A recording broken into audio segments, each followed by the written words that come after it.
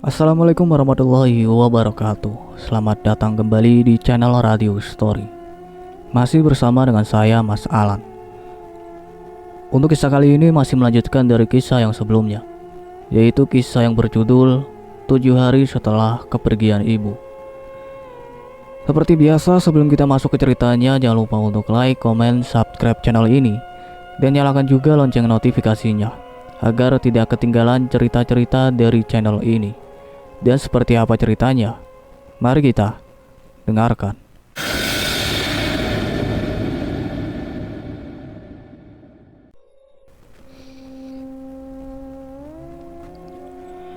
Mobil sudah memasuki area perumahan. Tak berselang lama tiba di jalan depan rumah Om Herman. Aku menatap lurus ke depan. Tak terlihat ada sesuatu yang aneh. Kemudian turun untuk membuka pagar. Setelah mobil masuk garasi, dengan cepat kututup pagar. Perasaan ini tidak enak saat melihat jalan. Seperti ada yang memperhatikan gerak-gerikku. Bulu kuduk ini meremang. Bergegas aku berlari menuju teras. Om Herman turun dari mobil. "Ada apa, Lang?" tanyanya.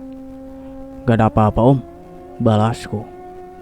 "Oh, kirain habis lihat sesuatu." "Aman, Om." Om Herman membuka pintu. Kami pun masuk ke dalam lalu kembali ke kamar masing-masing. Di dalam kamar aku masih kesulitan untuk tidur. Mungkin ini efek kemarin tidur siang terlalu lama. Ku ambil ponsel, lalu menatap layar depannya cukup lama. Terlihat foto ibu, aku dan Kak Nasrul saat liburan di Bali tahun lalu. Jemari ini bergerak, menekan aplikasi Google. Ada yang ingin aku cari tentang kronologi kecelakaan maut itu. Soalnya, semenjak kabar duka itu datang, tidak pernah sekalipun melihat berita tentang kejadian itu. Namun sekarang, sepertinya aku sudah siap untuk mengetahuinya. Kumasukkan kata kunci di kolom pencarian, kecelakaan maut Gunung Ciremai. Deretan berita muncul di halaman pertama Google. Mobil yang ditumpangi rombongan peziarah jatuh ke jurang. Judul salah satu tautan berita. Aku mengeklik tautan itu. Sebuah foto mobil yang hancur langsung menyambutku. Seketika itu dada ini sesak. Perih rasanya melihat mobil yang sudah tak berbentuk lagi. Aku membayangkan kepanikan para penumpang di dalamnya, termasuk ibu. Mata ini mulai berembun. Bulir-bulir bening pun jatuh di sudut mata. Ku matikan layar ponsel. Ternyata masih belum siap membaca berita kecelakaan itu. Rasa sakitnya masih sama saat pertama kali mendapatkan kabar kalau ibu menjadi salah satu korban meninggal. Pikiran ini memutar kembali hari yang paling menyakitkan di hidupku. Hari di mana kabar duka itu datang. Efek begadang membuatku terbangun di siang hari. Suara berisik terdengar dari luar rumah. Aku mengintil dari jendela. Ternyata sudah banyak orang berkumpul di depan rumah. Dengan mata masih mengantuk, aku berjalan keluar. Pak Rian, tetangga samping rumah, langsung berlari mendekat. Wajahnya terlihat begitu sedih. Tanpa aba-aba, ia memelukku sambil berkata, "Yang sabar ya, Lang." Beberapa tangga lain pun datang menghampiri, seperti berusaha menguatkan. Namun tak ada satupun yang memberitahuku tentang apa yang sebenarnya terjadi. Aku ingat sekali kata pertama yang keluar dari mulutku. "Kenapa pada nangis?" tanya aku kebingungan. Pak Rian menjawab pertanyaanku dengan suara pelan. "Mobil yang ditumpangi rombongan pengajian kecelakaan, Lang." Dek. Rasa kantukku tiba-tiba menghilang begitu saja. "Ibu." Hanya kata itu yang bisa keluar dari mulutku. Bu Anissa dan beberapa orang lain menjadi korban. Sebuah jawaban yang tentunya tidak aku harapkan keluar dari mulutnya. Jawaban yang membuat hariku berubah kelam. Aku menangis sejadi-jadinya. Rasanya belum siap ditinggal ibu. Tak sanggup ketika bangun tidur tidak melihat wajah ibu lagi. Pak Rian dan beberapa tetangga lain berusaha menenangkanku. Cukup lama hingga akhirnya aku bisa lebih tenang. Namun, itu tidak berlangsung lama. Tangisku kembali pecah saat menelpon Kak Nasrul. Kak Nasrul pergi ke Cirebon untuk menjemput ibu. Sementara aku hanya berdiam diri di kamar ibu. Ada masih belum percaya yang terjadi pada hari itu. Ku dekap erat baju milik ibu.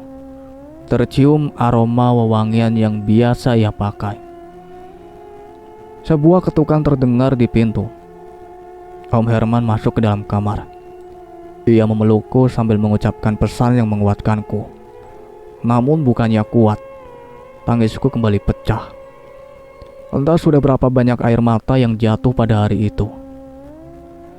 Menjelang maghrib, mobil ambulan datang. Dengan langkah gontai, aku berjalan ke depan rumah. Om Herman terus mendampingiku sampai di depan ambulan. Kak Nasrul turun dari ambulan dan langsung memelukku. Kami pun menangis. Tak menyangka ditinggal ibu secepat ini. Kak Nasrul mengajakku ke belakang ambulan. Kemudian sang sopir membuka pintu itu. Terlihat sebuah peti jenazah berwarna putih. Jenazah ibu yang sudah terbungkus rapi dikeluarkan dari peti. Aku, Kak Nasrul, dan Om Herman membawa jenazah ibu ke dalam rumah. Kemudian dibaringkan di ruang tengah. Aku menangis sambil memeluk jenazah ibu. Saat akan membuka bagian wajahnya, Kak Nasrul malah melarang. Ia bilang sebaiknya kain kafannya tidak dibuka, karena kondisi jenazah ibu kurang baik. Aku pun terduduk lemas, pasrah. Tak bisa melihat wajah ibu untuk terakhir kalinya. Tak bisa mengecup keningnya sebagai salam perpisahan. Sementara wajah yang terakhir ku ingat adalah saat ia mengomeliku tadi pagi. Setelah semua keluarga besar datang, jenazah ibu langsung dibawa ke pemakaman. Sebuah perjalanan yang begitu berat bagiku, mengantarkan ibu ke tempat peristirahatan terakhirnya. Pemakaman terlihat cukup ramai. Karena bukan ibu saja yang dimakamkan pada malam itu. Antrian mobil mengeluarkan hingga puluhan meter. Di gerbang pemakaman sudah ada beberapa stasiun televisi yang melakukan siaran langsung. Aku hanya bisa berjalan menunduk masuk ke pemakaman. Prosesi penguburan jenazah berlangsung begitu tenang. Aku dan Kak Nasrul turun ke liang lahat. Lantunan suara azan mengiringi kepergian ibu. Aku menangis sembari memeluk Kak Nasrul saat tanah mulai menutupi jenazah ibu. Malam itu, aku memilih tidur di kamar ibu. Berharap semuanya hanya mimpi buruk. Berharap saat bangun tidur ibu sudah ada di hadapan dengan senyuman yang manis.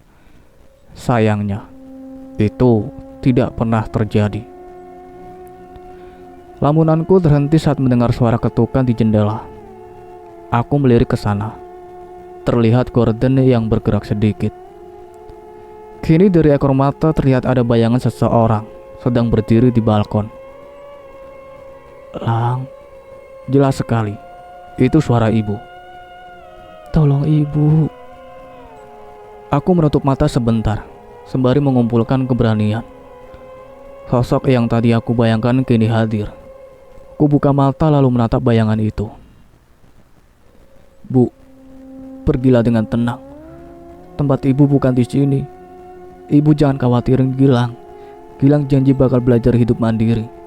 Gilang juga janji untuk belajar ikhlas, Bu. Gilang gak akan lupa doain ibu. Sekarang, ibu pergi ya. Jangan ganggu Gilang lagi. Tolong ibu, Lang. Badan ibu sakit semua. Seketika itu gorden bergerak seperti tertiup angin kencang. Gorden terbuka sebagian.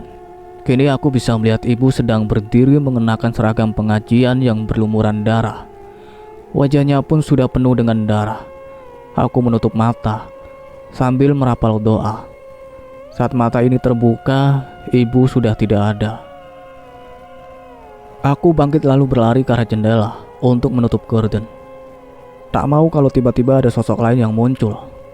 Ku ambil ponsel, ternyata baru pukul 3 pagi. Aku berbaring sambil menghadap kiri, membelakangi jendela. Kemudian memutar video murotal Al-Quran di YouTube sambil menunggu waktu subuh tiba. 1 jam berlalu, azan subuh berkumandang. Bergegas aku bangkit dan berjalan ke kamar mandi untuk mengambil wudhu. Setelah sholat subuh, aku turun ke bawah untuk mengambil minum. Tak sengaja berpapasan dengan Om Herman. "Kirain udah tidur, Lang," ucapnya. "Belum, Om, ini baru mau tidur," balasku. "Om belum tidur juga," imbuhku sambil menuangkan air ke dalam gelas. "Tadi sempat tidur sebentar, terus kebangun," balasnya. "Om mimpi ibu kamu datang ke sini lagi, Lang," sambungnya, membuat tenggorokanku sedikit tercekat. "Mimpinya gimana, Om?" tanyaku. "Om cuma lihat ibu kamu berdiri dekat jendela." "Ibu gak bilang sesuatu, Om?" "Enggak." Aku bingung. Kenapa ya ibu jadi begitu? "Makanya, biar lebih jelas, nanti siang atau sore kita pergi ke rumah teman Om. Sekarang kamu tidur aja dulu. Itu mata udah merah." "Iya, Om." Aku kembali ke kamar untuk tidur. Dunia mimpi membawaku sebuah jalan. Jalan yang sama di mana aku melihat ibu dan banyak orang lainnya sedang membenturkan kepalanya. Namun kali ini jalanan terlihat kosong dan sepi. Tak ada pula genangan darah yang membasahi jalan. Aku melangkah menyusuri jalan dengan tetap berjalan di bagian tengah sambil sesekali mengedarkan pandangan. Kuhentikan langkah sambil menoleh ke arah semak-semak yang bergerak. Kini suaranya terdengar di belakangku. Saat aku menoleh, sudah ada anjing hitam berukuran besar menatapku dengan sorot mata merah. Anjing itu menyalak. Suaranya membuat pepohonan di sekitarnya bergetar. Aku melangkah mundur sambil memperhatikan gerak-gerik anjing itu. Namun hewan menakutkan itu malah berlari kencang ke arahku. Sontak aku pun berlari sekencang mungkin. Anjing itu menubruk dari belakang hingga aku jatuh tersungkur ke jalan. Anjing itu menggigit kakiku. Kulayangkan sebuah tendangan kencang ke kepalanya. Namun itu tidak berdampak apapun. Anjing itu malah terlihat marah dan menyerang kakiku yang lain. "Ah!" teriakku sembari memukulnya. Anjing itu melepas gigitan lalu melompat ke atas badanku. Kukunya yang tajam menancap di perutku, sementara giginya yang runcing berusaha meraih leherku. "Tolong!" teriakku sembari menahan mulutnya dengan kedua tangan. Tak peduli lagi dengan darah yang mengalir di tanganku. Aku terbangun dari tidur dengan napas tak beraturan. Terkejut saat melihat Om Herman dan Aurora sedang berdiri dekat kasur. "Habis mimpi apa, Lang, sampai teriak-teriak begitu?" tanya Om Herman. "Kak Gilang habis dikejar anjing, Pah," saut Aurora. Aku menatap sepupuku dengan heran. Bagaimana ia bisa tahu? "Bener, Lang?" tanya Om Herman. "Iya, Om. Kayaknya anjing itu gak suka sama Kak Gilang," ucap Aurora. "Gak suka kenapa?" tanyaku. "Aku gak tahu." "Sayang ke bawah dulu. Papa mau bicara sama Kak Gilang," perintah Om Herman pada putri kecilnya. Aurora pun menurut dan berlari keluar kamar. "Dia emang begitu dari kecil," sambungnya. "Aurora juga tahu kalau para korban itu ikut sampai ke sini, Om?" "Iya, semalam dia sudah cerita. Sekarang kamu mandi, terus siap-siap. Tante kamu udah masak di bawah. Habis itu kita pergi ke rumah teman Om." "Oke, Om." Om Herman pergi keluar kamar. Sementara aku masih duduk termenung di atas kasur. Sekitar 5 menit kemudian baru bergerak menuju kamar mandi. Gilang udah bangun?" sapa Tante Farah saat aku menuruni tangga. "Iya, Tan," balasku sedikit canggung. "Makan dulu sana, Tante udah masak." "Iya." Aku melangkah ke dapur, melihat banyak makanan sudah tersedia. Pilih aja, jangan bingung, ucap Tante Farah. Banyak banget masaknya, Tan. Iya, soalnya Tante bingung kamu mau makan apa. Apa aja aku makan, Tan. Soalnya buatan Tante pasti enak. Ah, hilang bisa aja. Berarti makan semuanya. Bisa mati kekenyangan, Tang. Tante Farah tertawa. Tante ke kamar dulu, Lang. Oke, Tan. Aku pun fokus mengambil makan. Lang, aku terkejut sampai sendok terjatuh ke lantai. Om ngagetin aja, sautku seraya mengambil sendok. Makanya di ruang tengah aja. Siap, Om. Setelah memilih menu makanan, aku pergi ke ruang tengah. Om Herman sudah duduk di sofa sembari menatap layar televisi. Kita berangkat habis asar aja ya, ucapnya saat ku duduk. Oke, Om. Rumahnya deket sini, tanya aku. Agak jauh sih, di sekitar kaki Gunung Salak. Itu sih jauh banget, Om. Kalau berangkat habis asar, nggak kemalaman emangnya. Santai aja, Lang. Oke lah. Sejujurnya aku masih trauma dengan kejadian tadi malam. Selesai makan, aku kembali ke kamar menunggu waktu asar yang tinggal 1 jam lagi. Kulihat layar ponsel yang tergeletak di atas kasur. Ada pesan WhatsApp dari Ega. Kubuka pesannya. Ia mengabarkan kalau Samson sudah diberi makan oleh Pak Rian. Ia juga memberitahu kalau malam Jumat nanti akan ada pengajian di lapangan komplek. Akhirnya diadain pengajian juga. Aku membalas pesan WhatsApp-nya. Iya, gara-gara permintaan Pak Dika. Pak Dika bukannya masuk rumah sakit? Iya, pas siuman dia minta ke Pak RW untuk diadain pengajian. Kok bisa tiba-tiba minta itu? Rahasia, mending lu buruan balik, ntar gue ceritain. Ah elah, bikin gue penasaran aja. Ega mengirim emoticon tertawa. Waktu 1 jam ini sebagian besar gue habiskan dengan bermain game di ponsel. Baru berhenti bermain ketika azan asar berkumandang. Setelah sholat asar aku turun ke bawah. Terlihat Om Herman sudah siap untuk berangkat. Yuk, ucapnya. Kami pun berjalan ke depan.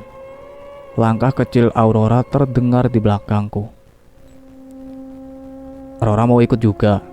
Tanyaku. Enggak, aku takut, balasnya dengan suara pelan. Kemudian menghentikan langkah tepat di dekat pintu. Takut kenapa? Ada anjing hitam gede di atas mobil papa. Refleks aku melihat ke atas mobil. Tidak ada apa-apa di sana.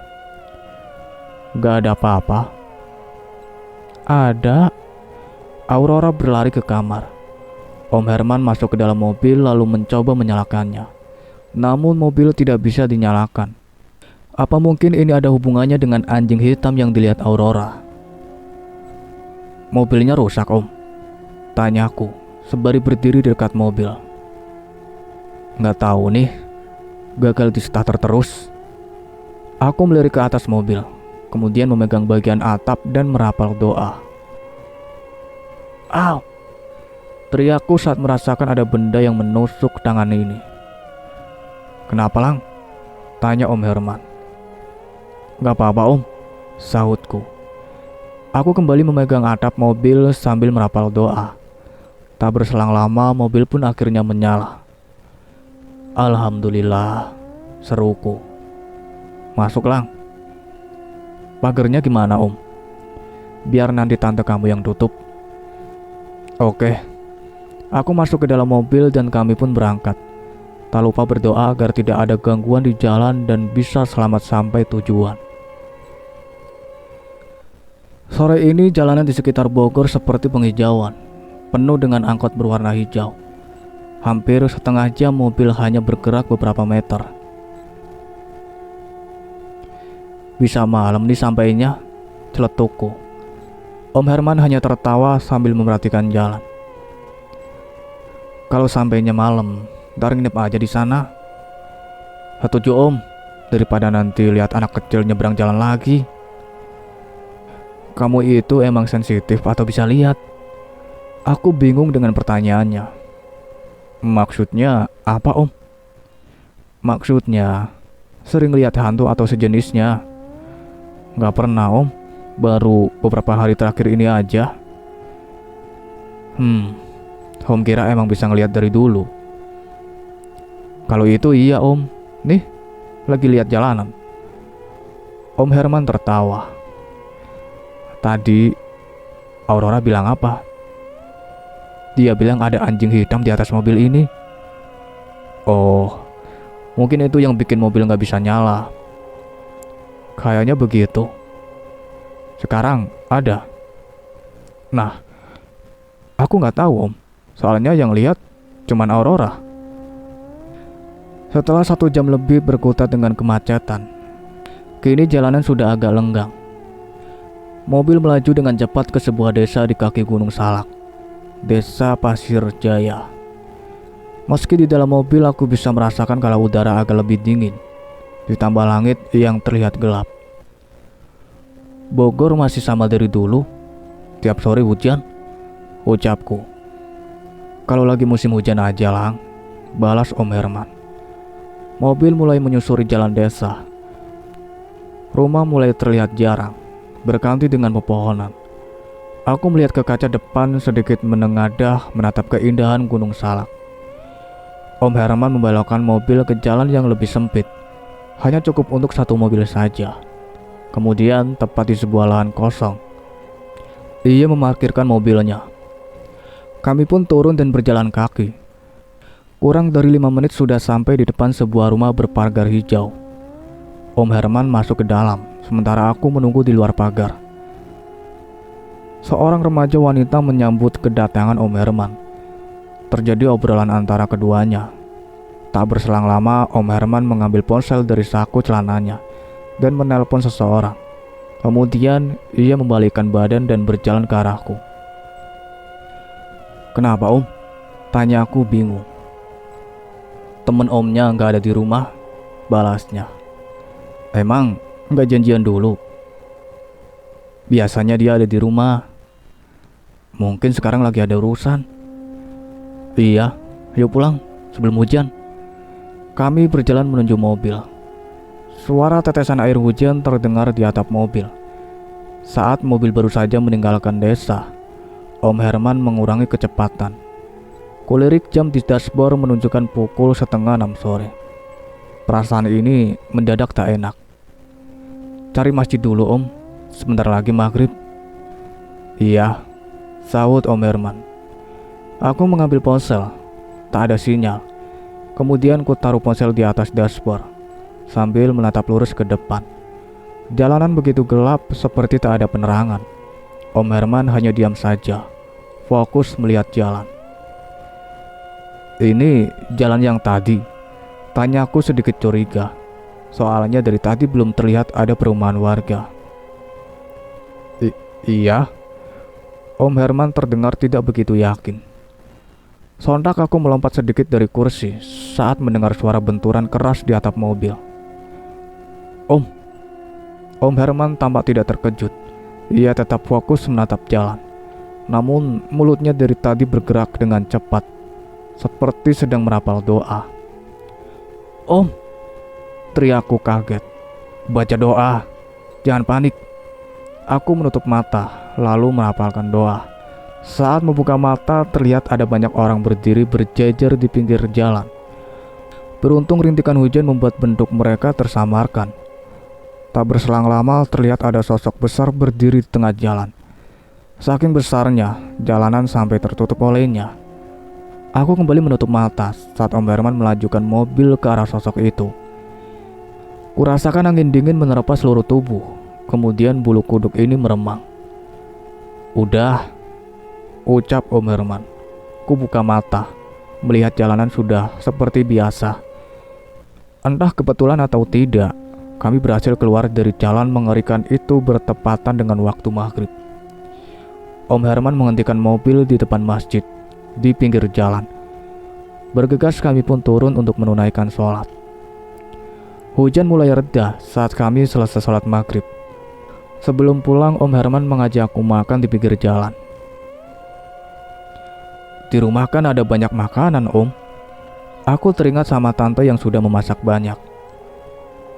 Sebenarnya tante kamu masak itu untuk acara ibu-ibu perumahan malam ini, saut Om Herman. Oh alah, pantesan. Padahal aku udah GR. Om Herman tertawa. Tak lama pesan sate ayam pun datang. Besok kita kesana lagi, Lang. Waduh, besok aku pulang, Om. Loh, cepet amat. Sebelum pulang ketemu dulu sebentar sama teman Om itu. Nanti aja aku balik lagi. Besok malam ada acara pengajian di rumah. Rumah? Maksudnya perumahan, Om? Gara-gara kasus gentayangan? Kayaknya begitu, Om. Kalau dibiarin aja, kasihan yang meninggalnya juga. Jadi bahan omongan terus. Bener banget. Selesai makan, kami pun melanjutkan perjalanan. Kembali harus menghadapi kemacetan kota Bogor. Sekitar pukul 9 malam, kami sudah sampai rumah. Aku langsung menuju kamar. Karena mata ini sudah lumayan mengantuk. Pokoknya malam ini harus tidur cukup. Soalnya besok pagi aku harus pulang ke rumah. Pagi ini tubuhku segar sekali. Karena semalam bisa tidur dengan nyenyak. Tak ada gangguan apapun. Aku juga tidak bermimpi seram. Sungguh rindu sekali dengan suasana malam seperti itu. Aku turun ke lantai bawah untuk sarapan. Jadi pulang sekarang, Lang? Tanya Om Herman. Iya, Om. Setelah sarapan aku kembali ke kamar untuk mandi. Saat keluar dari kamar mandi, terkejut dengan Aurora yang sedang duduk di atas kasur. Jangan pulang sekarang, Kak, ucapnya. Kenapa? Tanya aku sembari mengeringkan rambut dengan handuk. Aku lihat badan kakak banyak darahnya. Dek. Kamu tidak salah lihat kan? Jantung ini sudah berdebar dengan kencang. Aurora menggelengkan kepala. Aku duduk di dekatnya. Tenang aja, Kak Gilang gak akan kenapa-napa. Pintu kamar terbuka. Oh, di sini ternyata, ucap Om Herman seraya masuk kamar. Dicariin mama tuh. Iya, Pak, saut Aurora lalu berlari keluar kamar. Rora ngomong apa, Lang? Tanya Om Herman. Gak bilang apa-apa, cuman duduk aja di kasur. Oh, kirain bilang sesuatu. Om Herman duduk di sampingku, kemudian mengeluarkan sesuatu dari kantong celananya. Ini buat jajan, ucapnya seraya menyerahkan 5 lembar uang 100.000. Makasih, Om. Aku memasukkan pakaian kotor ke dalam tas, kemudian turun bersama Om Herman. Di ruang tengah ada Tante dan Aurora yang sedang duduk. Aurora berlari mendekat dan memelukku. Kak Gilang pulang dulu ya, ucapku. Aurora melepas pelukan. Aku pun pamit pada Om Herman dan Tante Farah. Jangan lupa nelpon kalau sampai rumah, ucap Om Herman. Siap, Om. Aku melangkah ke garasi diantar oleh Om Herman. Motor tidak menyala. Kenapa motornya? Tanyanya. Kayaknya kedinginan, mesti dipanasin bentar, balasku. Tak berselang lama motor pun menyala. Pulang dulu, Om. Hati-hati ya, Lang. Jangan lupa baca doa. Iya, Om. Assalamualaikum. Waalaikumsalam. Aku pergi meninggalkan rumah Om Herman. Ditemani langit pagi yang begitu cerah. Jalanan pun begitu lancar. Bunyi rem mobil berdecit. Seketika itu truk di depanku berhenti mendadak. Ku injak pedal rem, namun motor terus melaju dengan kencang ke arah bagian belakang truk. Aku menoleh ke kanan. Ada trotoar. Tanpa berpikir panjang langsung melompat ke sana. Bra! Motor menabrak bagian belakang truk. Sementara aku tersungkur dan meringkes kesakitan karena membentur trotoar. Telapak tangan ini terasa perih. Ada luka lecet yang cukup lebar. Sopir truk berjalan mendekat dan memarahiku. Aku pun hanya bisa meminta maaf sambil menahan rasa sakit. Warga mulai berdatangan. Aku menjelaskan kalau rem motornya tiba-tiba blong. Namun penjelasanku itu tidak diterima sang sopir. Ia malah meminta ganti rugi. Ku ambil 2 lembar uang 100 ribuan. Ia protes karena uangnya kurang, tapi akhirnya diterima juga. Setelah itu ia pergi bersama truknya, sementara aku masih duduk di trotoar. Beberapa orang remaja terlihat memindahkan motorku ke pinggir jalan. Sementara itu seorang warga membantuku berdiri dan berjalan ke depan toko yang masih tutup. Aku menghela napas panjang saat melihat bagian depan motor yang rusak parah. Tak terbayang jika tadi tidak melompat. Motornya masih bisa nyala, Bang, ucap seorang remaja yang tadi memindahkan motorku. Tapi setangnya rusak. Iya, nggak apa-apa. Makasih ya. Ku ambil dompet, berniat memberinya uang. Nggak usah, Bang. Dia menolak, lalu pergi begitu saja. Kini aku bingung, memikirkan cara untuk pulang. Harapan satu-satunya adalah Ega. Ku ambil ponsel di dalam tas, lalu menelponnya. Halo, apa Lang? Ucap Ega saat telepon terhubung. Gak, tolongin gue dong, balasku. Tolongin apa? Si Samsan kan udah dikasih makan sama Parian. Bukan itu, ini gue habis kecelakaan. Ah, seriusan? Iya. Ah, kagak percaya gue. Coba mana fotonya? Temennya kecelakaan malah diminta foto. Gua males di-prank sama lu. Ku tutup telepon, lalu melakukan panggilan video call dengan Ega. Ku tunjukkan luka-luka di tubuh ini dan kondisi motor yang rusak. Ya Allah, beneran ternyata, ucap Ega setelah melihat semuanya. Ya kali gue bercanda masalah beginian, sautku dengan kesal. Ya udah, gue meluncur ke sana. Serelok Lang. Oke, buruan ya. Badan gue udah sakit nih. Iya, sabar jangan mati dulu. Parah bet si Ega, sautku dengan kesal. Namun ia langsung menutup video call-nya.